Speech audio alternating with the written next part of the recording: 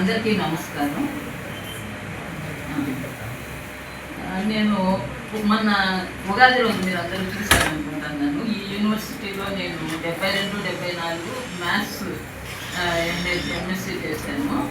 ఒక చిన్న మాట చెప్పాలనిపించింది. ఏమంటే 72 సెప్టెంబర్లో మేము అడ్మిషన్ తీసుకున్నప్పుడు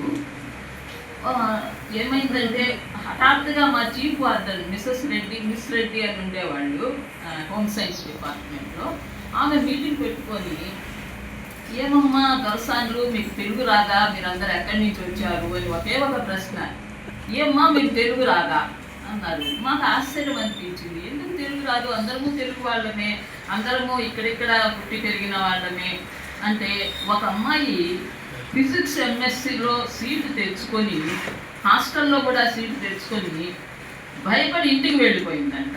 ఏమి కారణం అంటే, అందరూ ఇంగ్లీష్ మాట్లాడుతున్నారు, నాకు రాదు, అందువల్ల నేను ఇంట్లోనే ఉంటాను, నేను చదవనంటే వాళ్ళ ఫాదర్ వచ్చి వార్డెన్ గారిని రిక్వెస్ట్ చేసుకొని, అమ్మ భయం పోయేంత వరకన్నా ఆ అమ్మాయితో తెలుగులో మాట్లాడమని చెప్పండి అని రిక్వెస్ట్ చేస్తున్నారంట. నాకు చాలా ఆశ్చర్యం అనిపించింది. ఇక్కడ ఉండే వాళ్ళు అందరం తెలుగు వాళ్ళము. ఇదేమో బాంబే ఐఐటీనో లేకపోతే మెడ్రాస్ ప్రెసిడెన్సీనో కాదు. తెలుగు నేల పైన తెలుగు మాట్లాడే వాళ్ళు లేరని ఒక అమ్మాయి చదువు మధ్యలో నిలిపేస్తుంది అని ఇప్పుడు ఉంటే, ఇంకో 50 సంవత్సరాల తర్వాత తెలుగు మాట్లాడే వాళ్ళు ఉంటారా అనే అనుమానం వచ్చింది నాకు.